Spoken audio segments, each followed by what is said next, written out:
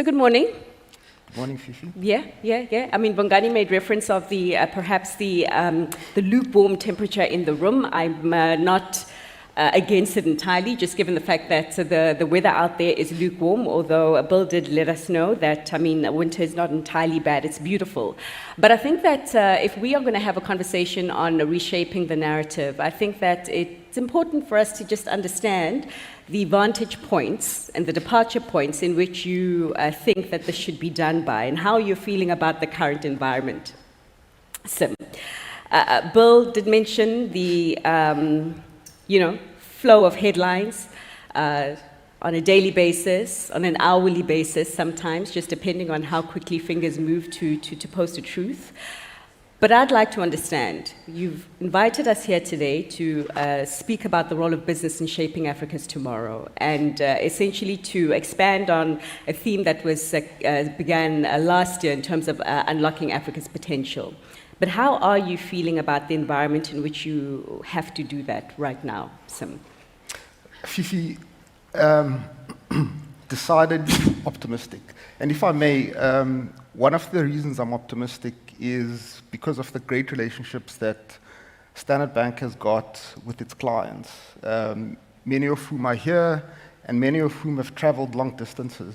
Bill and myself had to go and do some work in Kenya.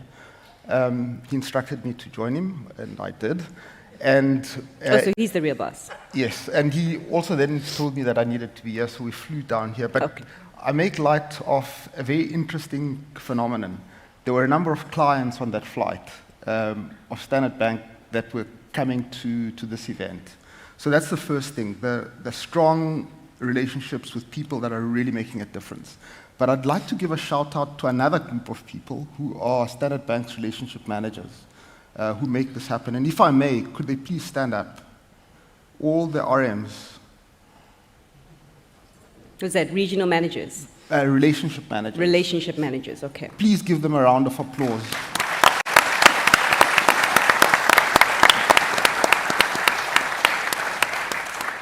So, Fifi, it's firstly the clients that give us confidence, and then it's our relationship managers. Let me make then the next couple of big points, which is that pessimism is a choice, and optimism is also a choice. At Standard Bank, we choose to be optimistic.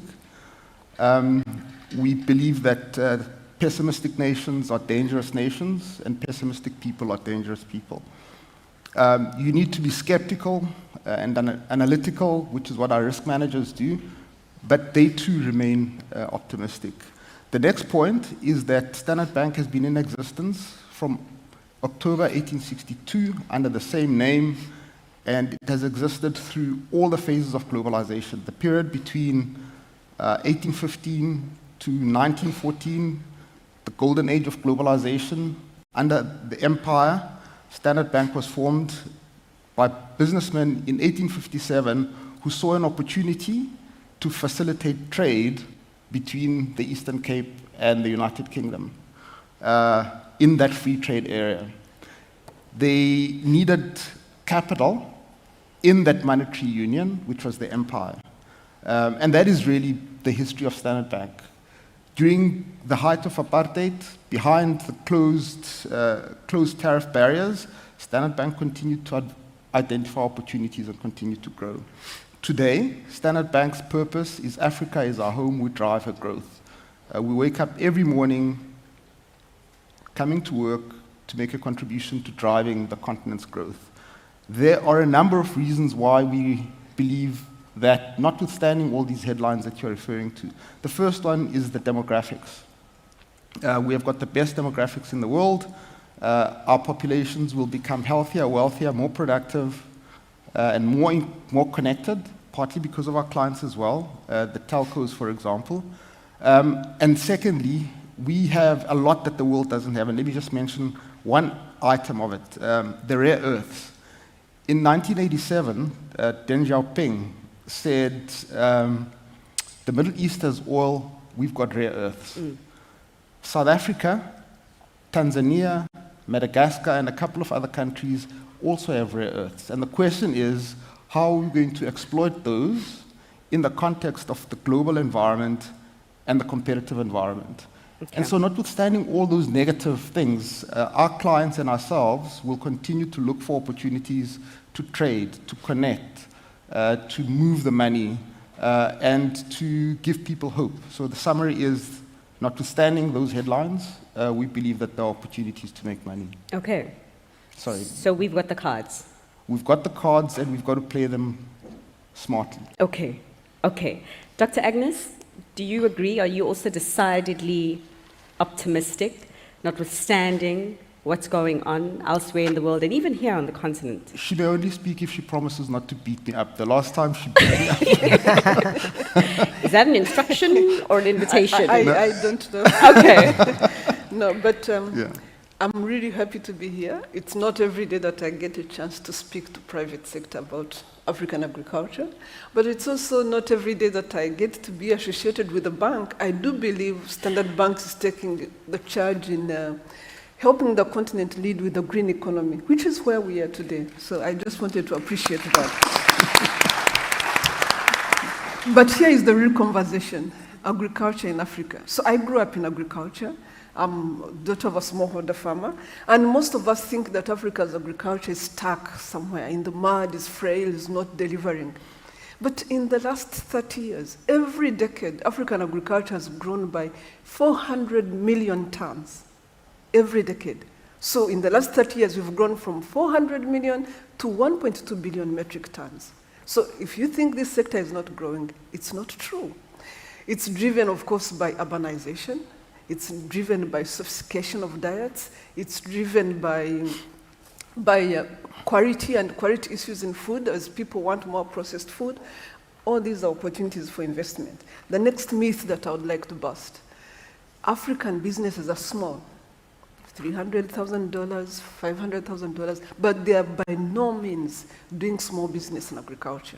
They are moving, of the 1.3 billion metric tons that Africa produces every year, 1.1 billion is moving. It's not consumed where it's produced. And that's happening because there's a private sector that is moving this food around. That happens because there's a private sector that ensures that this food is being produced. I just wanted to be clear that there's a private sector that is actually very vibrant and that must continue to grow. The next myth is our biggest agricultural opportunity is not agricultural exports. It's only a very small, tiny share of African agriculture. Our food market is 10 times the size of our export market. So I know when we are here as businesses, we think, okay, cocoa is the big thing, coffee is the big thing. No. It's maize. It's soybean. We are not producing anywhere near enough the animal feed we need to produce on this continent. So I'm just trying to make sure that you understand. Then the last one I want to bust is Africans are not subsistence farmers. Mm-hmm. That was in the 80s. 55 to 60% of the food that is produced, that is eaten in rural areas in Africa is bought. There's a market. It's not just the the urban communities, which have grown, by the way, from 145 million to now, 500 million today in the last 30 years alone. So yes, but the real thing, business, where we need to take responsibility, and where I wanted to challenge all of us, is where we are still importing $50 billion worth of food. This $50 billion, 34 billion is made of 4 commodities we can produce on the continent. It's rice, which East Africa, West Africa can do a fantastic job of. It's wheat and soybean, which Southern Africa and parts of Ethiopia and Egypt can be a fantastic job of. It's, I had written them here. It's rice, it's wheat, it's maize, and it's oil seeds. All these things we can produce, but we will only do them if the Africa Free Continental Trade Area works. That's the only way we'll do them, because they are not produced in each of our countries. There are opportunities that sit in different countries that we must cooperate around to be able to move and ensure that they work. Sure. These are markets that we can move. So have I burst some myth? No. You've sowed the seeds of a very objective view, and so thank you for that. And I would argue not only in terms of what we can produce, but I think that what we can also add value to. Yeah. I was shocked to learn during April, the initial Liberation Day announcements, that the cashews that I love to eat have to get sent to Vietnam first before they come to me. So I hear you, but I'm sure we'll expand as we continue this discussion on reshaping the narrative. Mr. Matozoma, sir, a fellow blue bloodder, I would say, no stranger to the Standard Bank Group, both with internally and externally. Your fellow panelists have expressed I think, a 6, 7 out of 10 in terms of optimism, in terms of how you're feeling. 8 out of 10. It sounds like some of the calculations that get done with tariffs, but in any case, we'll see what others say. And 8 out of 10 in terms of how they're feeling about Africa's ability to push through what is happening right now. In fact, one of the opening comments that we did here is that it's Africa's time now, although I would argue that I've been hearing that for as long as I've been talking to you, and it's been a long time, sir, as a journalist. But how are you feeling about the environment as a business person and our ability to rise above the tide, as it were, sir?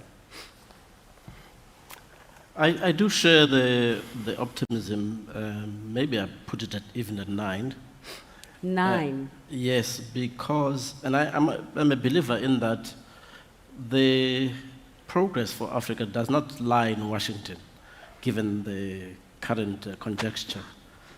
It actually lies in Africans talking to each other, reshaping their narrative, strengthening their relationships and trade connections. Struck by the latest visit by presidents to Washington. That's why I'm making the comment about our salvation does not lie in Washington.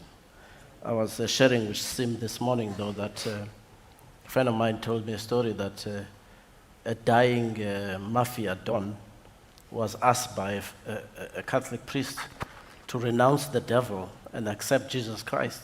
And his response was, "This is not a time for new enemies." So we don't need new enemies. But at the same time, we must not confound ourselves by thinking that actually our resolution lies in quelling those fires as a priority that we need. I believe that the demographics have been mentioned, but those demographics needs to be enabled in order to be able to participate in the economies. And speaking from the network industries, one of the critical changes that we need to do and understand the opportunity is the fact that we have the capability to provide connectivity to the African youth. The challenge that we need to meet, which is an interesting one, is how to make sure that smart devices penetrate the various markets. And I speak as the chairman of the Vodacom Group, which operates mostly from here to Egypt on the eastern part of the continent. And we're looking at a population of about 600 million people. And we're looking at where the penetration is today and what the potential is.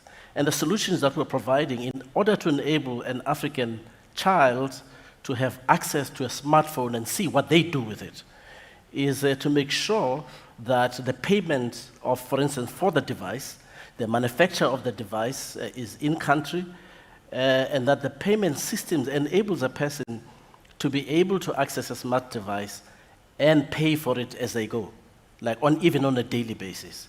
So, and those are the kinds of things that we should be putting our energy on, and then the agriculture, gets enabled.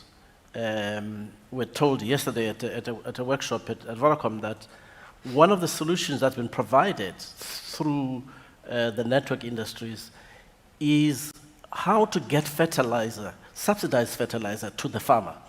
In the past in Kenya, what used to happen is that the big boys, usually boys, buy up all the government supplies and hoard them, and then release them into the market to create artificial scarcity. But now every farmer anywhere can actually buy their fertilizer, pay through M-Pesa, and be able to have it delivered or pick it up. And the impact is what she was saying. Okay, okay, a 9 out of 10. Curious, how many agree with that score, 8 to 9? And you mustn't work for the Standard Bank Group because I feel like you'll be biased if you do raise your hands. 8 to 9, is that what you'd give it? Yeah, I also wouldn't give it an 8 to 9, and that's why I asked that question. But we'll get into the debate. Payments, very much part of resetting the narrative, and to just pick up on what Mr. Makhozoma did say about, you know, our savior is not in Washington necessarily. It's about Africans coming to the table and talking to one another and collaborating with one another. So maybe you can just give me your sentiments about what that collaboration is looking like right now in resetting the narrative from a payments point of view, just given the fact that you are leading a system, so as it were, that encourages collaboration across African currencies right now. Thank you, Fifi, and thank you, Standard Bank, through the Group CEO, for inviting us here. And also let me thank you that it's the first bank across Africa that understood the vision for payments and PAPs and how to integrate African payments infrastructure. Let me take a step back. I think they get an applause there. I thought I should. So Standard Bank, you've been doing very well. Thank you for that. And the collaboration is really good. We appreciate. Let me take a step back to history. In 1963, when the heads of state met in what we used to call OAU at that time, one of the resolutions was that Africa must have its own clearing system. They called it a clearing system then. So it showed how important this was. And guess what? SWIFT came 10 years later, and it's doing billions. Actually, 80% of intra-African transactions are routed and settled outside Africa. 8%, 80%. So had we woken up when our forefathers said it, you would see where we would be. Now, why is a payment important? The most important economic activity you can ever do is a payment. She talked about agriculture and trade. You have to pay for it. He has to pay for the business. So payments is a bedrock of the economic activity. And globally, there are 4 challenges of cross-border payments globally, but Africa, of course, adds more. I'll come to it. One, it's access. Who is accessing the payment system? You find normally it is a big bank, Standard Bank, and the rest, and your top clients, him and the rest. Number 2, you have the cost. The cost is usually very high for individuals and small entities to afford. Number 3 is transparency. As the payments moving from Zimbabwe to Eswatini and first takes a route to US or Europe, the transparency it loses transparency. And also the speed. How fast can I get my money? The economists will also know that the velocity of money affects the businesses. And so once money is faster, then there's economic activity. So those 4 are global challenges that we must solve. Now, for Africa, there's even more. One, we have multiple currencies. So you have to convert the rand into something else, and then to the dollar, and then back. Number 3 is that we also have other problems that our payment systems are, I wouldn't say fragmented, but siloed. It's within regions and other regions. So the regions I'm not talking. Now, how do we solve that? The Flexing Bank and the Pan-African Payment and Settlement System. These are the 4 challenges that we come to solve. And this is what we are looking at work in the private sector. And we are a multilateral, which is owned by governments. And that's why private banks like Standard Bank, working with us, now solves that, because we get down to the root of the problem. The other is what I can talk about is Africa. I'm very optimistic about Africa. 9 as well. I'm very optimistic where we are moving. That's Africa. So what's that? 7, 8, 9 out of 10? I think I go to about 98 to 9% around there. I'm very confident. Okay. And why am I? Tell me. Because we are embracing technology so much. We have a young population. Look at how mobile money has spread across Africa. Billions are going through that. Now, that means we can own our own infrastructure, run with it, and make things happen. That's why I'm 90% confident. And that's why perhaps we have taken a decision to now onboard fintechs directly, those that are within the prudential norms.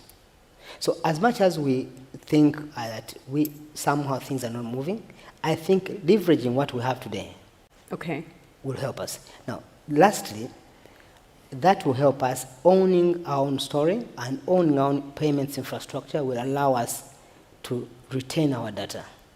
We used to say that there was the gold today is the data that we have. We used to say that people have taken our gold away. But now, in the modern world, the data is the gold. So that will enable us sovereignty of our own systems and owning and keeping our own data, and hence keeping our wealth. Sure. So that's where I can end on that, to give that kind of foundation. Okay, not end, pause. Because Sim, as well as Saki, as well as John, one of the reasons perhaps I wouldn't give the picture right now as high as a scoring as yourselves is because it would imply that as Africans, we are all on one page in reshaping this narrative. And I'm concerned that we are not on one page, sir. And perhaps you can help allay that in terms of we are not working in silos and we're working together, because in order for us to do this successfully so, like what is happening in other parts of the world whereby they're under one vision with 2030 and all of that, it needs to be as a collective. And so to you, I would ask, to what degree are we a collective, and what will it take to foster greater collaboration between your counterparts, both in the boardrooms as well as in the cabinet rooms, to work towards one common purpose? Fifi, maybe by making reference to institutional arrangements and their importance, and the importance both of governance and infrastructure, if I may. The first is the Africa Continental Free Trade Area that is under which PAPS exists, is a massive opportunity for all 54 countries to reduce the barriers that restrict the movement of goods, capital, people, ideas, and effectively money. So that's the first thing. We've got the institutional arrangement. People are doing things that are necessary to facilitate those movements, and PAPS is just a living example of that, and a partnership between the private sector and the public sector. The second example I would want to make reference to is the G20. South Africa has the privilege to be a president of the G20, and under the G20 you've got the B20. The B20 exists to support the outcomes that will result in the communique that will be issued by the G20. And South Africa has taken a view that not only is it a South African opportunity, but it's an African opportunity. In that, I have the privilege of chairing the Finance and Infrastructure Task Force, which addresses exactly your question. And in that task force are people from Zimbabwe, Kenya, Tanzania, etc., from all corners of the world, but a large proportion of which are from the African continent. One of my co-chairs is Samaila, who will be speaking, I think, a bit later, from the AFC, Strive Masiwa, and a number of other people that have got an interest in the African continent. There are 3 sets of recommendations we're going to make. So that's Africa, that's the G20, that's the B20, and what are we doing in that process? The 3 recommendations are simply this. First, focus on critical infrastructure, and my colleagues have made reference to it. 600 million people don't have access to the grid, and I see my dear friend, the CEO of Eskom is here. Hi, Dad. We are working hammer and tongs to increase the access of that 300 million people to the grid. The connectivity was made reference to. So firstly, focus on critical infrastructure, including things like arguing that we should build more data centers on the continent. Why? Because we've got copper in the copper belt. It's the best copper in the world. It's better than the copper in Peru. You need copper for the purposes of building your data centers. You need power. The geothermal in East Africa is fantastic. Even a failed lawyer like me can understand the engineering. Are you a failed lawyer or you chose a different career? I chose a different career. Okay. You just dig a hole and you get the geothermal power. Build your data centers. The knowledge, skill, and talent exists in East Africa. So why do you not build your data centers there? Okay. That's the first piece. The second one is put in place mechanisms that improve the ability of the private sector and the public sector and philanthropy. Give them the ability to access those projects. Now, here's a quick statistic.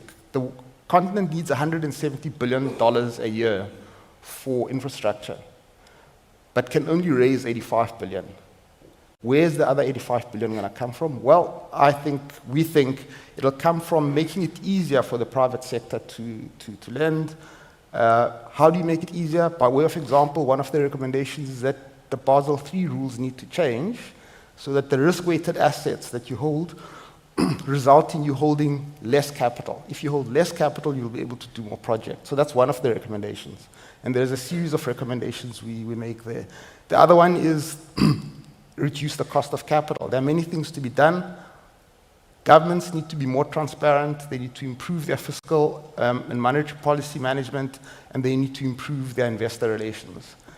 Ratings agencies need to have more people on the ground on the continent, more people participating in the formulation of the models, both the evaluative ones and the credit decision-making processes. So that's the second one. The third one and last one, which is important for our clients, is that we are insisting that the money that flows from the financial institutions, so the multilaterals, the banks, the insurance companies, philanthropy, into those projects should flow through the economy and to businesses, particularly small to medium enterprises. There are many things to be done, one of which is put rules in place that speed up the payment process. Okay. So don't take 90 days, pay them immediately, for example. So those are the three sets of recommendations. Okay. They're happening, they're concrete, and they will produce great outcomes, which gives you the reason for believing that it's 9 out of 10. Okay. Sid, the failed lawyer who has out-argued me, I'll hold my argument there. But Saki, I want to pick up with you because in terms of one of the interventions that Sim mentioned, he's talking about mechanisms to make it easier for business to go on and shape Africa's tomorrow, South Africa's tomorrow, and big business and small business alike. And it's a question to you about those mechanisms and the operating environment right now. Is there anything that you would change about the operating environment, the regulatory environment, the policy environment, so that could help accelerate what we're trying to achieve right now in resetting the African narrative and unlocking further opportunities for SMEs? Thank you. Your initial question to Sim was also about the fact that some other jurisdictions have a singularity of purpose and therefore are able to drive certain... my view on that is that the demographic that we have will create those connections, irrespective of where the politics are today and may seem to be portending in terms of direction. You mean the youth? No, the young people that our children are going to do that. And if our leaders think that they're going to stop them, it's almost like putting toothpaste back into the tube. So that ultimately is what is going to drive the direction of this. They're not going to wait for all of these things that Sim is talking about, which the private sector and governments are appropriately engaged on. But they're going to push beyond those boundaries. And so that's what gives me the optimism as well. In terms of what we should be doing further, I believe that, particularly in the private sector, what we should be doing is to share, particularly in infrastructure more, and I'm talking particularly about the communications industries, to share infrastructure even more, to collaborate more, to create scale and access. And I've spoken about the issues of access. Those put together will actually be catalytic in terms of changing the pace changing the singularity of purpose. So who drives that sharing? Is it the policy level? You guys get together as business, MTN there, Vodacom, maybe Starlink, and say, let's share the pie? It's both and, because what Sim was referring in terms of the organized business community worldwide is one of those instruments. The other instruments is industry associations. Because when you talk about collaborate, share, and scale, we run into competition issues, especially in a country like South Africa. You must be happy with the Obviously, we news you have to be received. very careful when we deal with those kinds of issues. I mean, we've had the massive deal at Vodacom that was disallowed by competition authorities. It looks better now. Sorry? The deal looks better now. The prospects are looking a bit brighter, according to the Oh, latest yeah, according communique. to latest news. But I'm saying that there are constraints as far as it's concerned. But what is going to drive us is actually the people. We need, for instance, to democratize AI and make it possible as a tool in the hands of the young people, together with the ethics that go with that. Because there are ethical issues that need to be considered in so far as that. But if we think that there is any government that is going to be, or government policy or regulatory authority that is going to stop young people from embracing these technologies, we're mistaken. Okay. A fantastic decree there. Dr. Agnes, just in terms of the matter of inclusion, and I think that it fits in very well with resetting the narrative as well. Saki was talking about, in the traditional sense, it was the big boys that bought a whole host of this product and kept it and did things to maximize on the profit. Of course, when we do talk about agriculture, we talk about inviting a lot more of the young people that are going to drive the change that he mentioned, but also a lot more people that look like me and you. And the other wonderful ladies in this room, of course. And what needs to change in that regard to make the narrative, particularly when it comes to agriculture, a lot more inclusive and representative of the picture of this continent? There are already lots of efforts in place to try to make the agriculture sector more inclusive. Everybody has said it, we do recognize that 77% of our population today is below 35. So if we have a major economy, which the agricultural sector is, and we are not including these people, then it's a problem. But also we do have technologies that are now driven by young people. So what the agricultural sector today is trying to do is actually trying to create spaces that allow the inclusion of young people. The organization I was working for, Agra, actually, has acquired close to $400 million just to create spaces for young people, to create hubs, to create business ecosystems, to think through new businesses, to create partnerships that will advance young people, to create new ways of working with land. In Africa, land, again, belongs to either governments or the big boys. So we are also thinking about how we create opportunities for land that allow young people to access land. China has a land market that is open. If you use land, you get land because you want to use land. And because you have a business that is about using land. You don't just own and sit on land, Sure. which we are doing a whole lot of in Africa. So advancing some of those things that will allow young people and women to access land when they need to use it as a business opportunity and have laws and policies that protect that is extremely important. And financial inclusion is one of the biggest things. Because of lack of access to land and lack of access to property, these same people have a challenge of having access to financial inclusion because our finances are still built about what you have. And yes, we are starting new ways of thinking about financing based on the history you're building and all that, and we appreciate that, but it's not there. It's not there enough to be able to include women. So technology is one of the things that we can piggyback on. It's really beginning to provide opportunities for women, again, to build that history, for young people to be included because they don't want to do the old agricultural ecosystem, Sure. but there are new ways of engaging in the sector. So I do think that with the government's interest in designing policies that recognize the need to incorporate women and youth, including research. You would be amazed at the number of crops that women engage around that have new products in terms even of genes. We have a number of commodities that have been enhanced over time, but we do have crops that are called forgotten crops because they usually are in the sphere of women. And research is beginning to look at that and actually advance this so that yields for those crops that are specifically grown by women or women are interested in can start yielding more. I'm 100% sure that once they start yielding more and having market value, men will start being interested as well. So I hope we won't chase them out. But those are some of the initiatives that have to be taken. Real serious policy ecosystems that think about the areas that are leaving women behind. Access to inputs.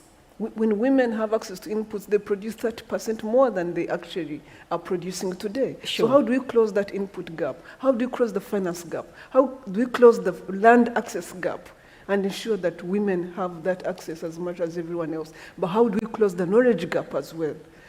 And the technology is the answer. We are now really beginning to look at AI-based advisory in East Africa is becoming the thing where we are linking climate services, market services, and extension services into one so that farmers, and in 2 local languages so that farmers can have access to that information. So a lot of gaps to close, but unfortunately the 10 minutes that is left for this discussion won't allow us to get into the full details. We'll get into that, I suppose, in the networking. But John, perhaps maybe you can weigh in briefly before we do open it up to the audience for perhaps for their engagement and their input in what we're talking about right now in unlocking the economic opportunity and value for small businesses as well.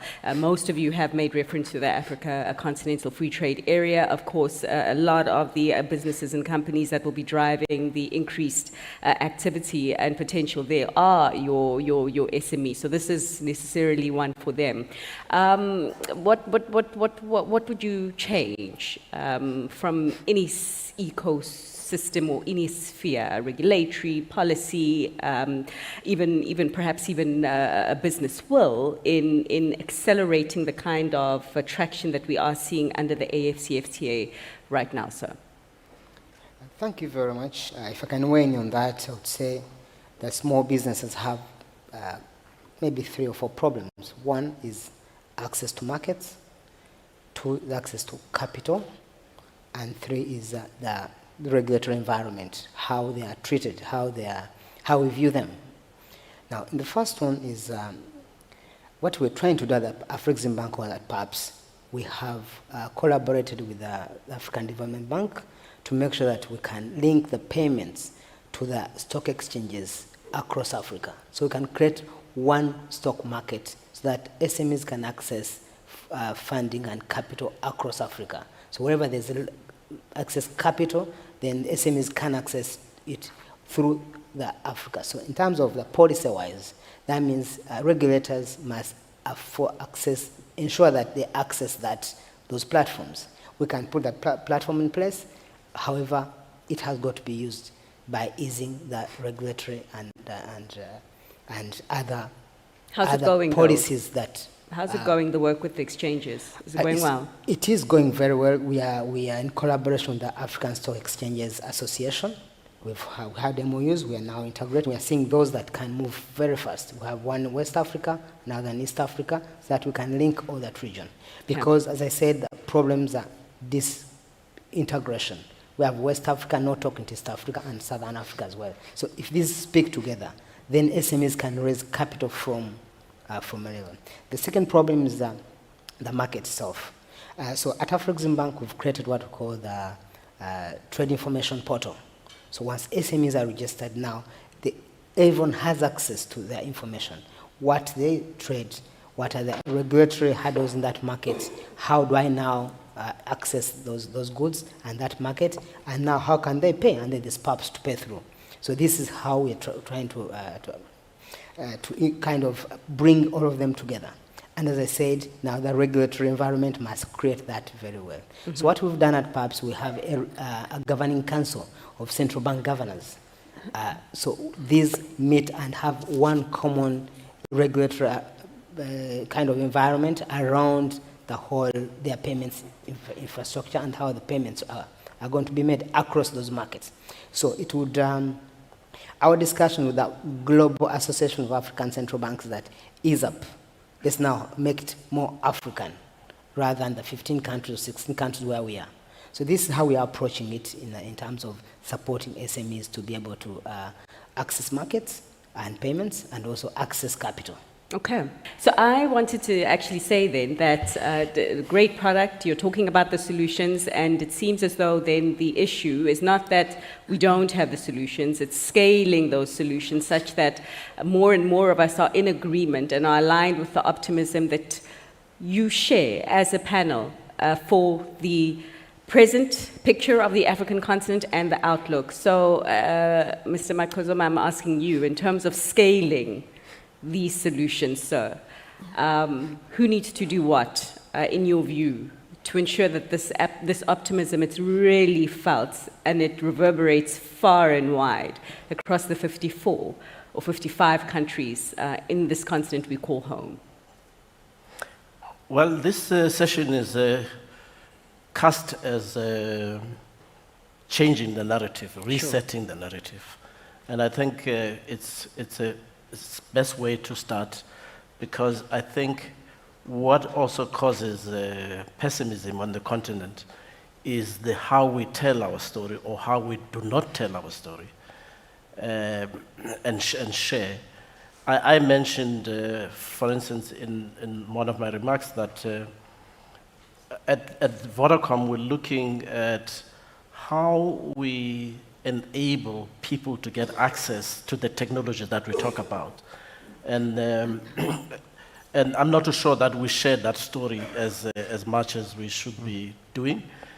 We're not sharing the story of M-Pesa, which is person-to-person largely, system, platform, that we're handling per day $3 billion per day that goes through these platforms. Therefore, I think this story is need to be told because the implication of that kind of a scale is the fact that there is no absence of money on the continent. There is money, and the question is, to what productive use can we convince people to put that money so that the agriculture work, so that all of the other ideas that we've spoken about on this panel are also made up to scale. So I think resetting the narrative and telling the stories. And also I want to finally say that the thought about collaboration and the thought about sharing and scaling is something that we need to be in conversation with each other about. For instance, Standard Bank to M-Pesa to the payment system to agriculture. Yes. We need to be sharing at the leadership level and saying, what are our goals for the near term and what are the things that we need to have removed or ameliorated? You know, you mentioned a really important story, and I think I'm going to steal an extra minute or so just to get your thoughts, sir. You say it's how we tell our stories, and I'm going to ask you to put your background on as a fellow colleague of journalism then, in terms of telling the stories, because one would argue that the journalists, and many of them are in this room, have an important role to play. How do you think the industry can be better capacitated to do a more comprehensive job in telling stories? Feel free to maybe, talk about that $3 billion in M-Pesa that you move coming towards the industry's way. I can look back in my days at the ANC, actually, as a head of information and publicity at the ANC. And at that time, because we're trying to change the narrative of the ANC ascending to power from this group of terrorists who know nothing about governance, we were in dynamic communication with journalists on a daily basis, talking about these things so that the background to the stories that they were writing was well understood. And the honest relationship between us as people who were trying to get that narrative across was very, very important, that we must make sure that there is trust between us and the journalists. And that, I think, is missing that conversation today. A conversation, I suppose, for another day. So, John, we're going to give you the final word as our time is coming to an end. My final word would be, let's collaborate together. Let's work together.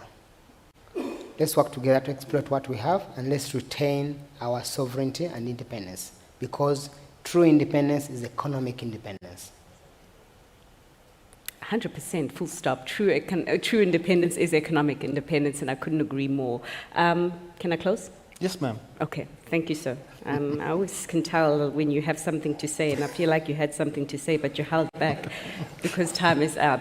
I couldn't agree with you more, and I think that I am an observer. Many of us, particularly in the media, are observers of the work that you do, and sometimes perhaps a picture is not completely accurate from a position of looking from outside within, but you guys have given us the perception of what it does look like within your roles, looking inside and being close to the coalface, as it were. I believe you when you say that this continent has great prospects. I agree with you that we do have the solutions that are warranted to reshape the narrative, and we need to put them into practice. But moreover, I stand by you when you talk about the importance of collaboration and ultimately achieving our goals. And I think that we'll be hearing a lot more about collaborating and working together throughout the 2 days. But for now, I would like to thank you for your time. With a warm applause, please help me.